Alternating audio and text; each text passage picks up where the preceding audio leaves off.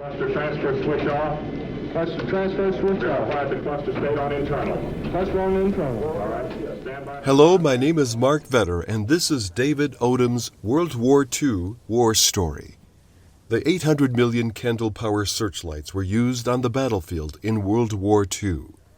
Engineers found that the indirect illumination from these searchlights could be reflected from clouds and were especially useful while constructing bridges at night during the river infantry crossings, such as the Rohr and Rhine rivers. These mobile arc lights used carbon rods powered by bulky generators that were moved by trucks and trailers. They produced the high-voltage DC current needed to burn the positive and negative carbon rods from inside the massive reflectors. These searchlights were used in Sergeant David Odom's Battery A of the 226th to illuminate the battlefields in Germany, Belgium, France, and England. They also came in handy to blind the pilots of enemy aircraft. David Odom served in the Army from January 1943 to January 1946. The following interview is being conducted for the Veterans History Project in the American Folklife Center at the Library of Congress. From Starlight Productions in Kalkaska, Michigan, here is David Odom's World War II war experience. The interview was conducted on July 24th at my home in Kalkaska. David Odom is in his 90th year. Well, I was born 12, 25, 23. And I was born in Mayfield, Kentucky, in the western part of the state. It's not too far from the Mississippi River. And I lived on a farm. I graduated from high school there in May of 42. Then in January, I believe it's 6, and some of this stuff, my memory's not, but about January 6, I went into service. And I reported to Evansville, Illinois, and was sent on up to Fort Benjamin Harrison, which is up in the middle part of the state of Indiana.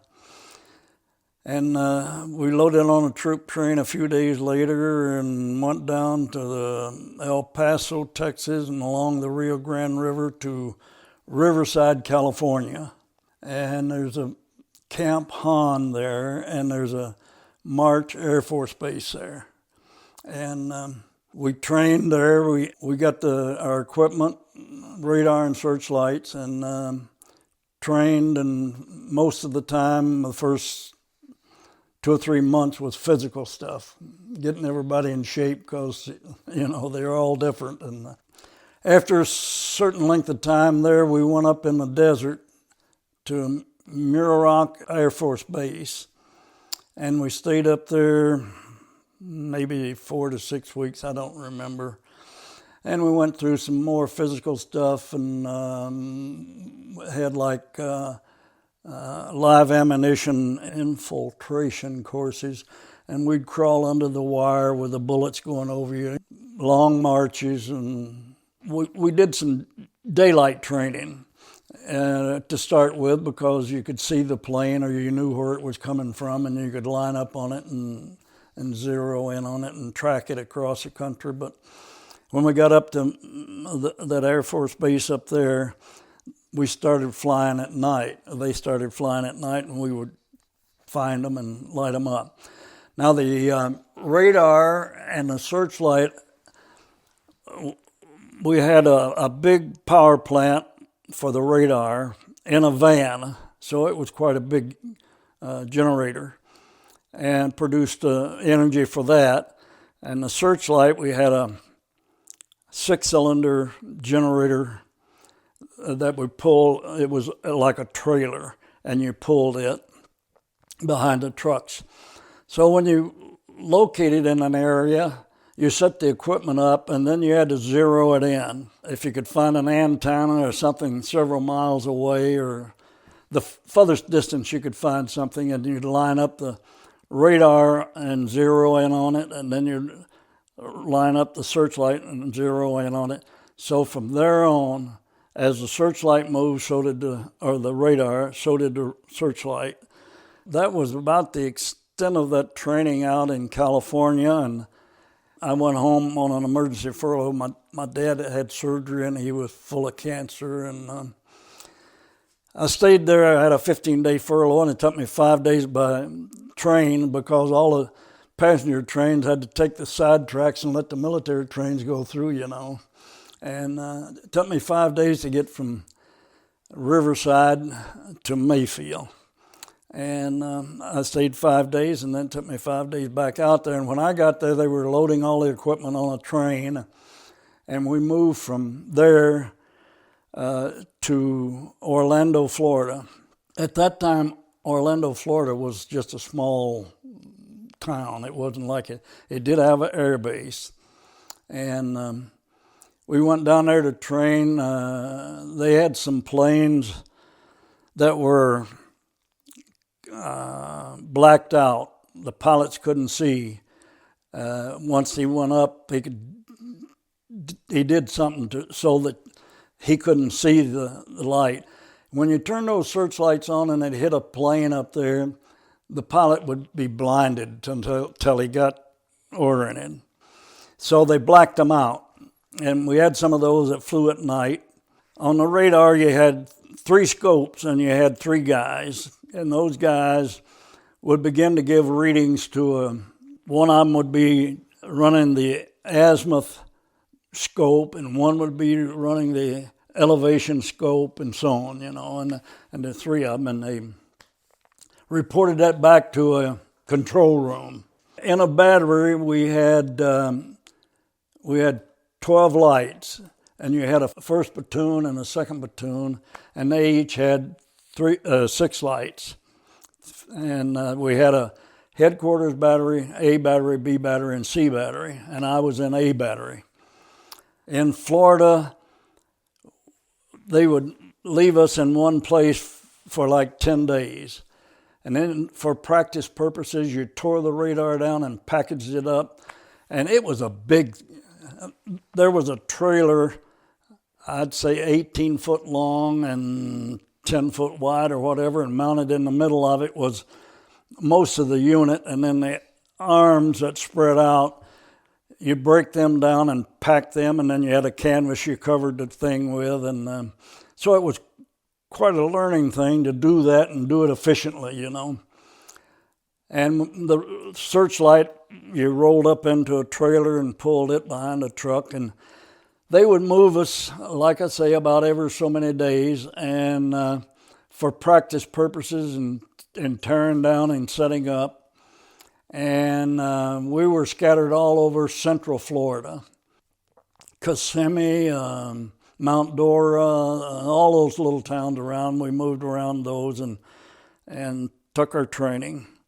When I got to Orlando, they had a bunch of tents, 6 or 8 man tents, pitched in a big field, and it had been raining, and the water was about that deep in the tents, and the mosquitoes were by the billions. So we went in there that night, and you couldn't put your duffel bag down because it'd soak up water, and so you slept with your duffel bag if you slept that night. Because of the mosquitoes, nobody slept. So the next morning, a Red Cross lady came and told me that my father had died, and so I went home for the funeral, and that's when Dorothy and I got married. We came back to Orlando, and Dorothy stayed a couple of weeks at Mount Dora, Florida, and the rest of the time we spent tearing down, moving, training, and all that stuff. And I don't remember how long, 5 months later, we went up to Camp Stewart, Georgia, and we took some more physical training, and that was swampy area, with a big swamp there. What is, I forget the name of the Okeechobee, anyway. We stayed there for a short period of time, and I'm just guessing 6 or 8 weeks probably. And then we shipped up to Boston. There was a Camp Edwards, Massachusetts, and it was a prep area getting ready to go over. And then we moved from Camp Edwards, and a day or two later we boarded a ship It was a big ship. It was a luxury liner, and they had not converted it, so it had, facilities that basketball courts and swimming pools and that kind of stuff. Took us 6 days to get to Liverpool. Can't remember the name of the little town, but we moved out in the middle of England, set up and did some training and mostly physical stuff, but some radar and searchlight training. Stayed there probably 3 or 4 weeks, and we packed everything up and loaded on those infantry landing crafts, and then they had a ship they call a LST, which hauled the equipment. And we were on the infantry landing craft, and it was a kind that either had a stairway down the outside and you walked down to the water and jumped in and walked ashore, or they had a thing that dropped down like this, and if you had equipment, you rolled it out and got to shore from there. We went in like 20-some days plus D-Day, so we were late getting there, and they had moved back inland, I don't know, 40, 50 miles, I don't know how far, that the front line had gotten to. And it took several days with all this big equipment to get organized, and then they started sending us to, let's say there was a railroad bridge that they sure didn't want destroyed because we were going to use it. So we'd set up around like a railroad bridge or a railroad center and set up an air defense around them. Along with us, we only had 50 caliber machine guns, and along with us usually was a 40 millimeter anti-aircraft gun, which had 4 guns on it, and it moved as a unit, turntable type thing. And we worked our way along behind the lines, depending, but we were following the infantry and moving on up through France. And then one day, they called us together and gave us some instructions, and we were to go on a convoy that night. There was a French underground guy that led the convoy, and when we got to a certain place right out of Paris, we stopped, and an underground guy got in with each crew and led us to where they wanted a gun set up and a searchlight unit set up. So we ended up in a horse race track around Paris, and of course with the whole battalion, we had 12 lights and radars per battery, and there were 3 batteries, A, B, and C. So we had 36 of those units scattered around Paris. And when we were back in California and we found out what kind of an outfit we were in, everybody got to laughing about, well, we'll end up around some big city and sit there and protect it, Well, we did. We stayed there, I forget how long, 3 weeks, 4 weeks, or thereabout. 29th Infantry Division had a corps of engineers that did like construction work or laying bridges across the rivers and airports and all that kind of stuff. They were all, and had big equipment and so on, So some guy from one of those engineering companies, he got the wise idea. He saw lights, and he saw at night, if they hit a cloud, the light would spread and light things up. So they were getting ready, preparing, and this was quite a bit ahead of time, but they knew that they were going to have to put a bridge across the Aurora River. There was a city there called Julich. We were supposed to go up there, and we took 3 lights. We left all the radars and stuff in Paris. A battery did. The other 2 units, B and C batteries, stayed there and kept the protection around Paris for a while, and then they eventually joined us later. But A battery went up to, the first time we hit Germany was at Aachen, Germany. We set up our light, and if we saw or heard a plane coming at night, we would try to light it up. but we didn't have a radar, so we had to do it by eye. And a searchlight is designed so that you can throw it out of focus. You get a beam like this, or you can open it up. And there was a crank there that did that. And at night, we had everything set up, and we had a crew on the gun all night, and on the light and the gun all night. And occasionally a plane would come through, and we'd spread the beam a little bit, depending on how close it was. If it's close enough, we'd spread the beam, and there he'd be up there in that big circle. If you closed the beam up, it was harder to get inside the beam, of course. So there was a first platoon and a second platoon. I was in the second platoon.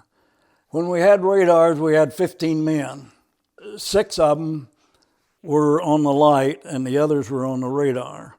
And those guys all went to school on the radar and got their training.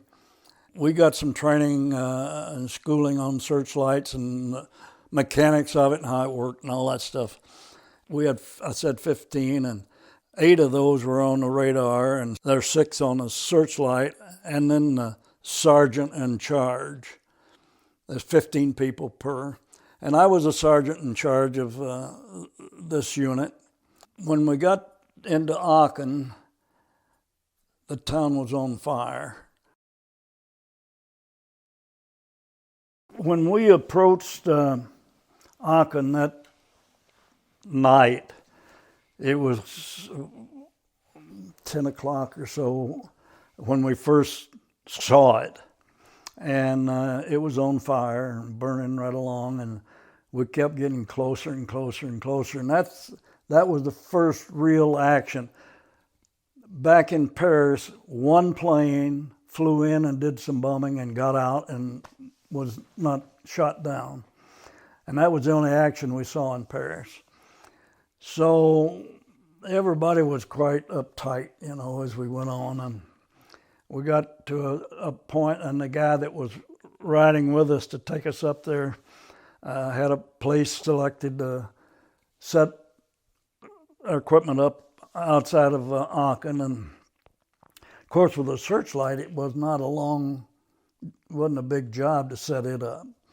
You roll it out, including the digging in all the stuff. You had to dig in, sandbag, and the searchlight and the power plant and the gun. The trucks, we never, they just sit out. If they got hit, they got hit. And we set up there that night, and nothing happened, and we stayed there 2 or 3 days. I don't know just how long. And then we began to follow the front line, and we had already been told that what we basically were going to do is try to spot planes at night manually, and then we would light up bridge crossings. As we got up to the Roer River, we sat behind a hill because of artillery. You got behind a hill, and hopefully it went over you, the hill protected you. And we had a perfect layout. And what they would do is they'd set up 3 searchlights, one here, and one over there.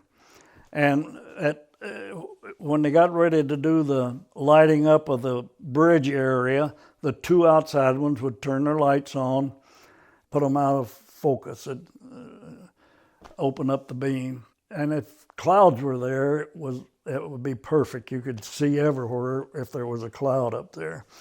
But otherwise, you lowered it just over the trees, and the 2 beams would cross right where the bridge was going to be put in.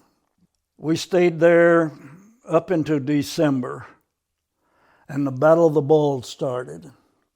And it was back behind us 30 miles or so off to our right. I might say that the 29th Infantry Division and the 19th Corps were north and were fighting alongside the British. The British was north of us, and we were next, the 19th Corps and 29th, and we were attached to them. And when the Battle of the Bulge started, it was really a frantic time. Everybody was, in a go-go situation. The Germans were here, we were here, and up there was the front line where the Bulge was being fought. But coming over us every night was what they called a V2 bomb. It was a little, it was pretty good size, and it was powered by a little motor, but it was very crude, and the way it worked was if they were going to fly that to Antwerp, Belgium, where our main unloading supplies were at that harbor, they'd aim it at that, and then they knew the mileage, and they'd measure the amount of gasoline they put in it, and when it got over that area, it's supposed to run out of gasoline and go to the ground and blow. And they were quite powerful. They were quite a unit. But they were so inaccurate that they weren't too effective. But anyway, they sent us down there, and one of the jobs we were supposed to do was shoot them down. And they didn't fly very high. And we shot down, quite a few, but the bigger guns, like the 40 millimeters, they just had a field day when one of those would come through, and very few got through, because we had not only 40 millimeters, but we had 90 millimeter anti-aircraft guns, which would go long ways.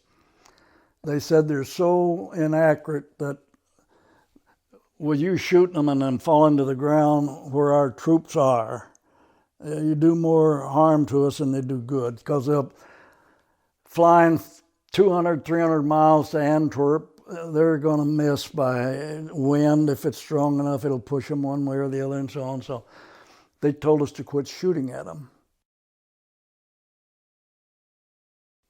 We were in a little town, Stolberg or something like that, and it was a village, and those villages over there all had big churches,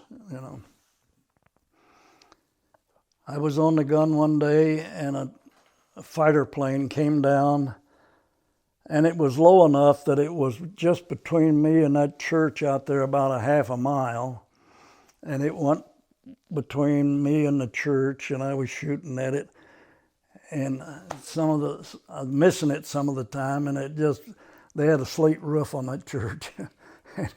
It did some damage, and the people in town were mad.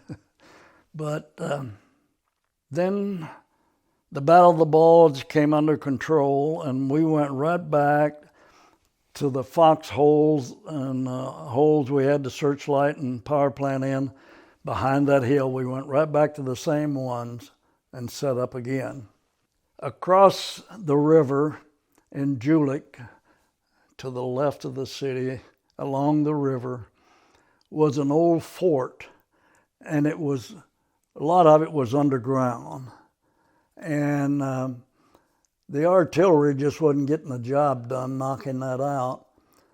So one day, 10 o'clock in the morning or so, P-51s and P-47s came in a continuous stream. And they had some bombs that when they hit the ground, they went off. And then they had some that penetrated and then went off to try to knock that underground unit out. On our searchlight, we had what you call a tripod. And it had binoculars on it, and you could watch a plane up there, and you'd start turning it, following the plane, and the searchlight would follow that. The guys were looking through that binoculars and watching those fighter planes, and sometimes one of those fighter planes would hit the right spot and really make an explosion, and that lasted all afternoon. And what we do when we went into a place like this to dig in, somebody would go to the first farmhouse or whatever they could find, and they'd take all the doors out of the house and bring them, and you dig a trench so wide and so long, and set the door on it and then cover it with dirt. The trench had to be longer than the door because when you wanted to get in the hole, you had to step down in the hole and then crawl the rest of the way in. Well, at that end of the foxhole, you would dig a deeper hole, so if it rained, the water would go down into that hole, and also it would put you lower so you could get in better. German planes would come over, and if they came over in the daylight, we had enough anti-aircraft around there because they knew when they were going to put that bridge across that they was going to get every plane Germany could get off the ground coming after it, So a lot of planes they were mostly, I'd say, reconnaissance planes, but sometimes they were attacking planes. They would come at you. This is one that came by us, and I told you we had the 3 lights set up around, and it was flying directly at the center light. And when it came by us, we lit it up, and then the guy that he was flying directly at lit it up, and when he lit it up, he drew his focus in and had it right on the nose of the plane, and the pilot got disoriented, blinded, or whatever you want to say, and he went into the ground, and it had 14 paratroopers in it, and it killed everybody in it, the pilot and the 14 guys, and so every day or so you'd get an incident that would be similar, The Germans were flying a lot of reconnaissance planes over that bridge area because they were watching the buildup of supplies and tanks and all that kind of thing, and trying to estimate when it was going to happen. Daily you'd have a plane or two come over. They were more or less probably taking pictures to see how things were progressing back there. But we were getting a ton of supplies and troops and tanks and all that stuff. And the engineers, they brought in pontoons that they'd lay down, and all they had to do was pin them together and to make a bridge across the thing. And of course, what they usually did, they had a way of shooting an anchor across a river and a rope on it so that they could have something to start with. And once they got things going, they'd lay a pontoon and then bring another one out and lay it and pin it and lay it and pin it and so on. They laid 9 bridges, and I forget how many were destroyed. At midnight, I believe it was, or 1 o'clock, they had artillery behind and around us, unbelievable amounts of it. And at like 1 o'clock, they told them start firing, and the artillery had a pattern. They started out hitting just across the river, and then a little further, and a little further, and a little further. And by the time they got through, there wasn't a tree standing. The houses were nothing but dust and broken brick and cement. We turned the searchlights on, and at that time, the engineers were laying that bridge. And of course, the aircraft started showing up and to bomb the thing. And so we were quite busy for a while. That's where I saw the first jet airplane I ever saw. And he come in there and made a dive and at that bridge, and like I say, we were like a mile away. So we'd fire at it, which was, we're just burning up ammunition. But that jet came in, dived, and went away, and not a hit on it, I guess. But every so often there'd be 2 or 3 show up, and everybody was shooting at them. And they got the bridge laid, and next morning the tanks and that kind of stuff went through, and late in the day we packed up and crossed the bridge. The next time we thought we were going to lay a bridge was going to be on the Rhine River at Cologne. There's a big Catholic cathedral there, and it was next to that was a big street, and it was the They call it the Remagen Bridgehead. Maybe you've heard of the Remagen Bridgehead. Well, what they were going to do was they was going to turn the lights on, do the same thing there that we'd done at Julik. But a couple of tanks got in there and got across that bridge before the Germans had a chance to destroy it and saved it. And of course, then they set up a lot of guns around to protect it and tanks and so on.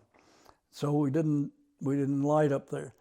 The next day, airplanes, the B-17s and the B-24s,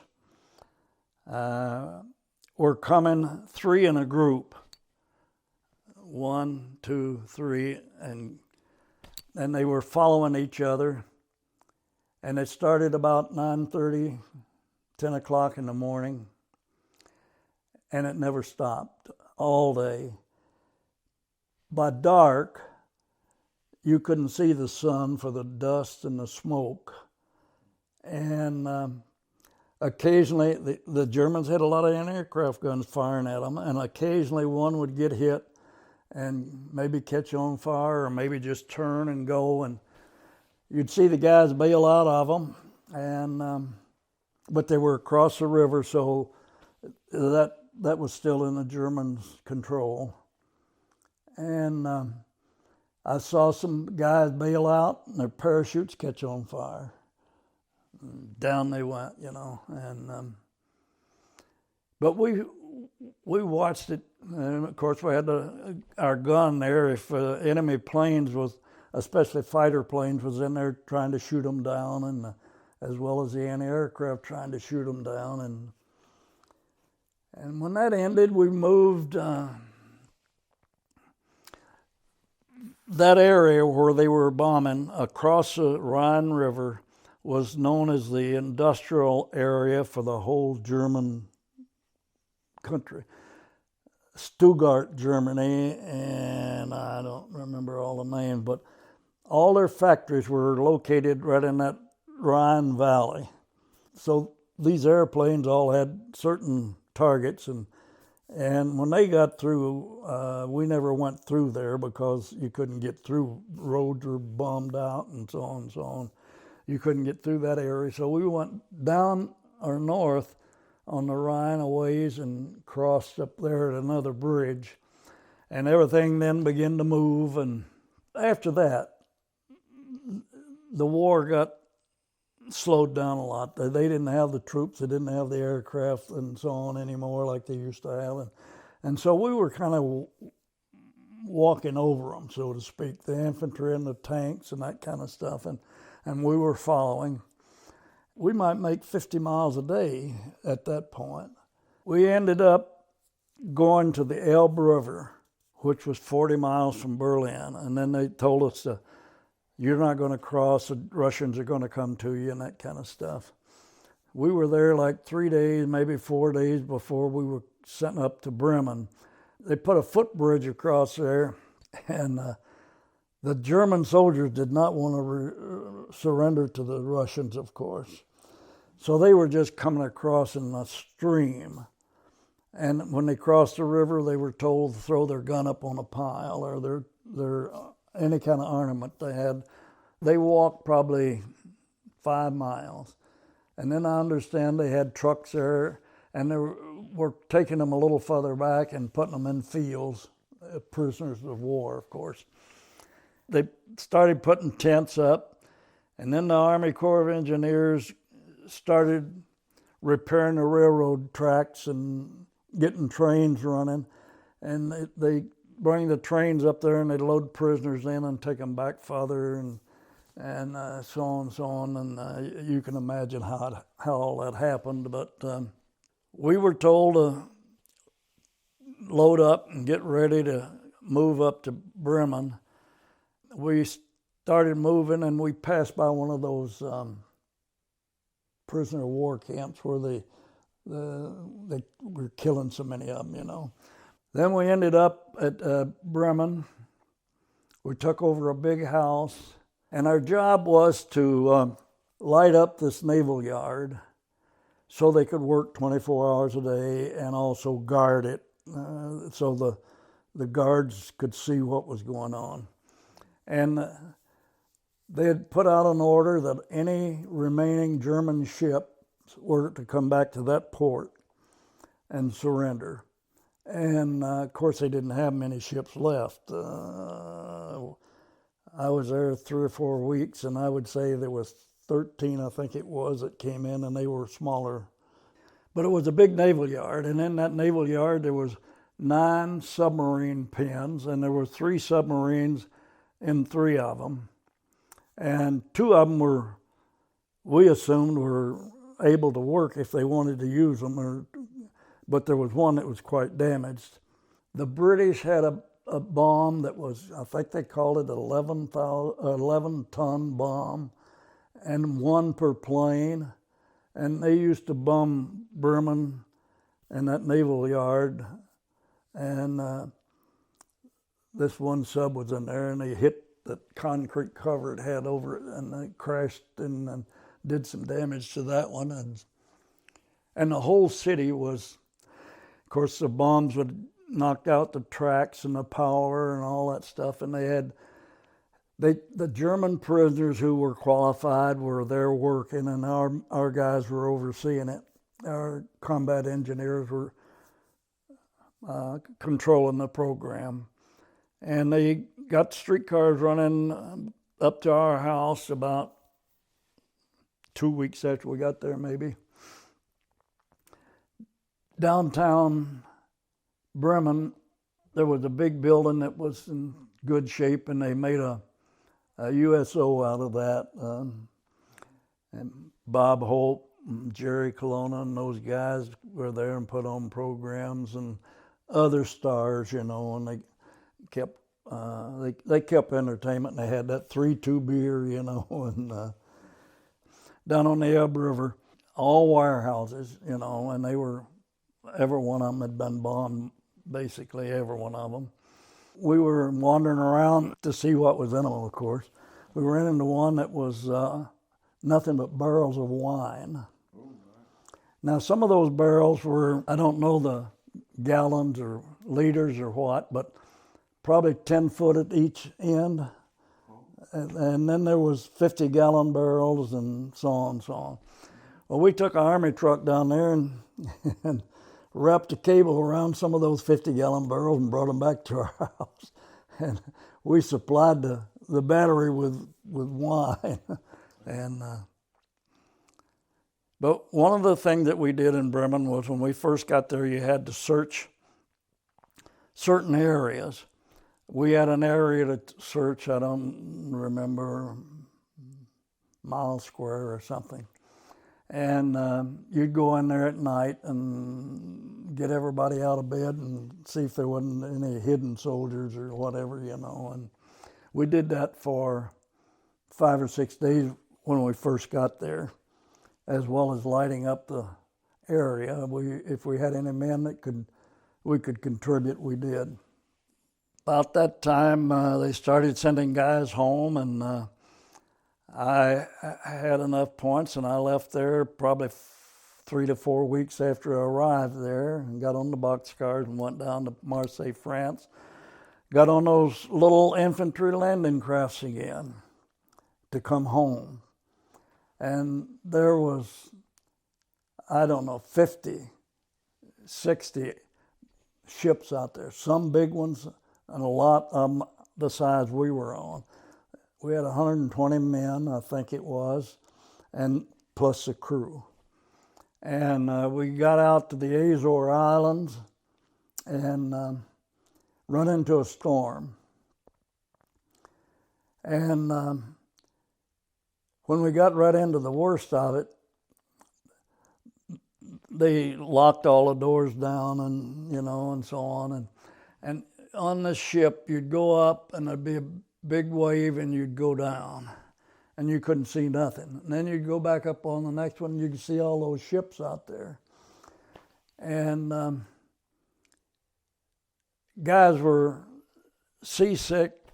Even the sailors were seasick, and they had like a big porthole, like a 12 by 12 or so, that they could drop cargo in those, And So on trips like this, they put timbers in there, and then they had a canvas they put over it and then put a band of steel around it and tightened it so it wouldn't leak.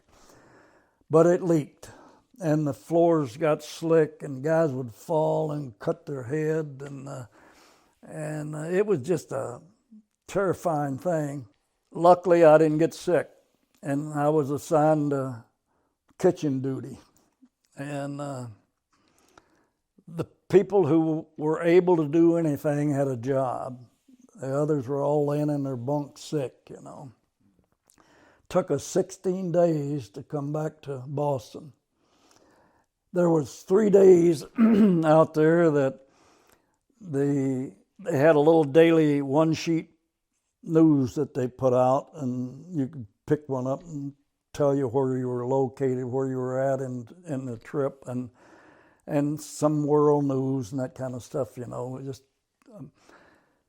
But on it would tell you how many miles you made that day, and some information about the status of everything. And they told us that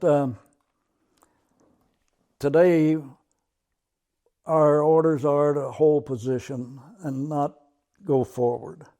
And that went on for 3 days. And we were just taking a beating, you know. But anyway, finally the storm went away, and we ended up back in Boston, and as intended. But that's about the story. That's about the way things went.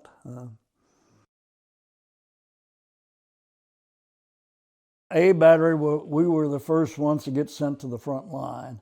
B battery and C battery stayed at Paris for a week or so, and right away they got sent to some of the unloading docks where supplies were coming in to set up air defense there.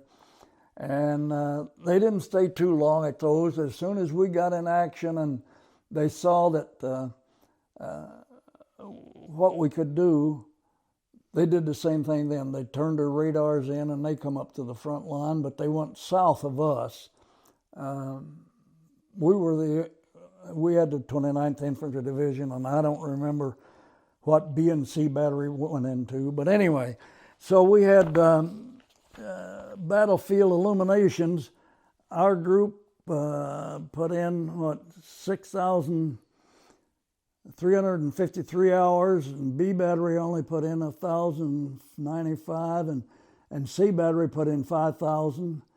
They got into a lot of action down there too. But then lamp hours on the river surveillance and lamp hours on the harbor surveillance and total mission hours, we had 15,892. B battery had 2,300 and C battery had 700. And the number of enemy planes illuminated, we had 175. And B battery had 13 and C battery had 25. Number of Category 1s. A Category 1, if a plane came over and you was the only one that shot at it and it went down, you got a Category 1. If 2 or 3 guns shot at it, it'd be a Category 2. And if it went a long ways and there's a lot of guns shooting at it, they give it a Category 3.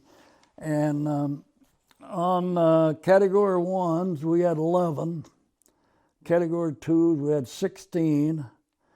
And they don't say anything about 3s. And number of homings, that's something we never did. It was something about helping planes get to the ground that were crippled.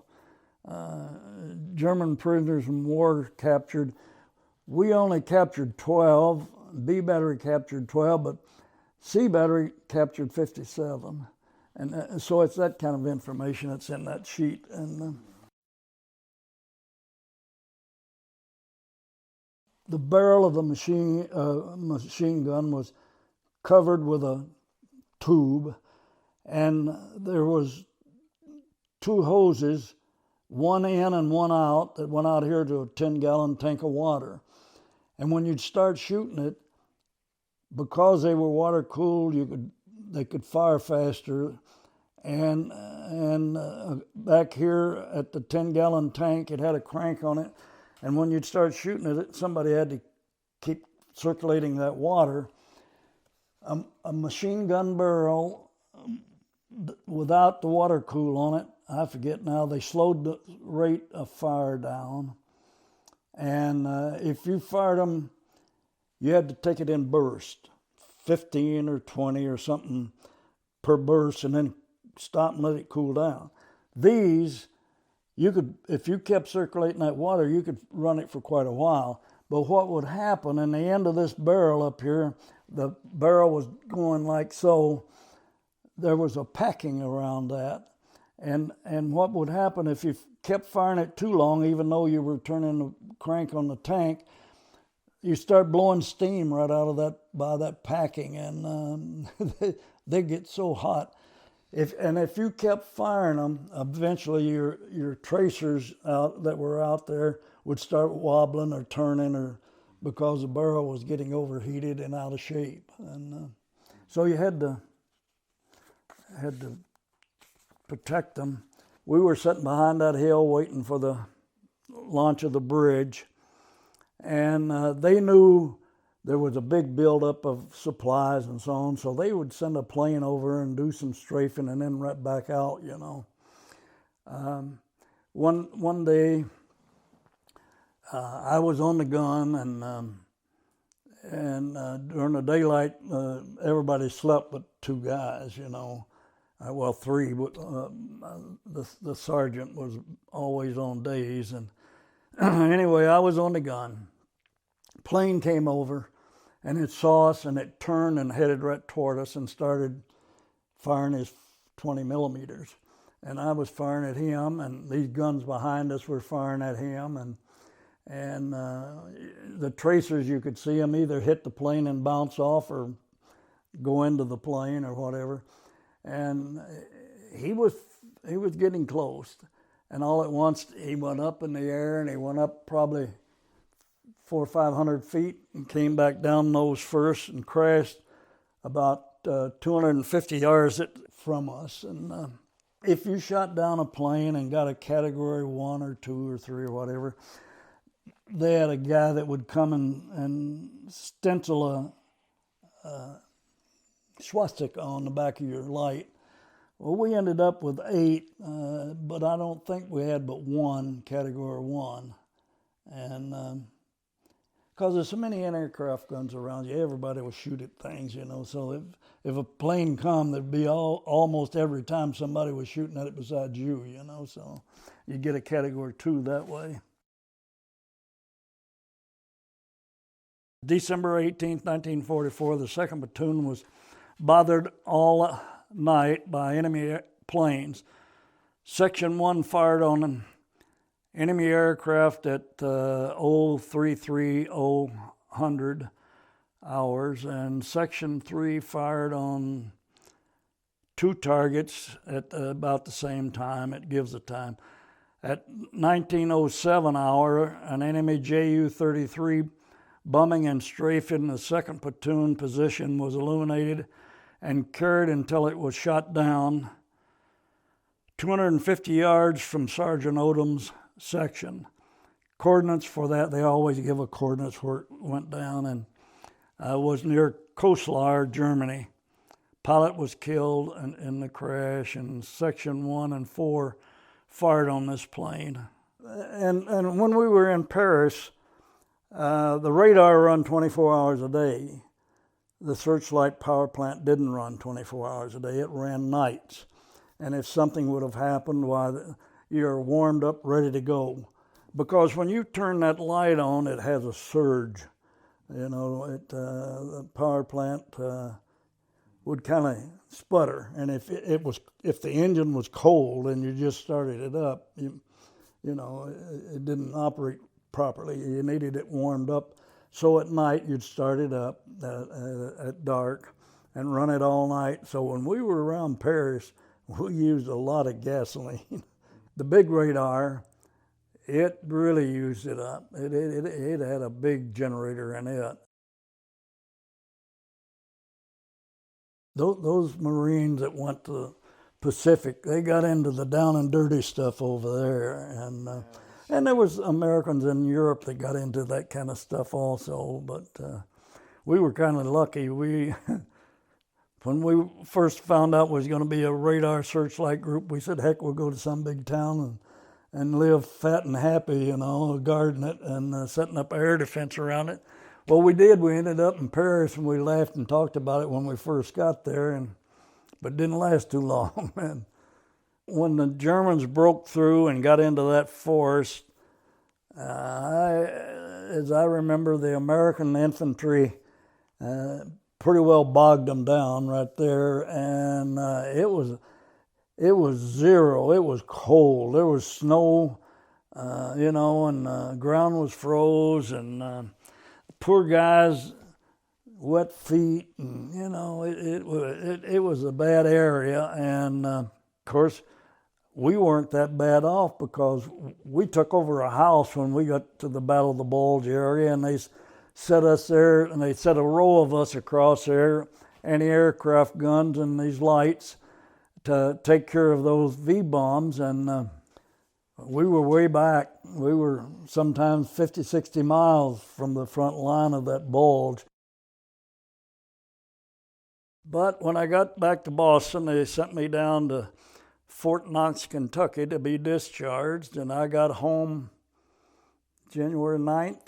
I was discharged January 6, 1946, and I went in, date of induction, January 26, 43.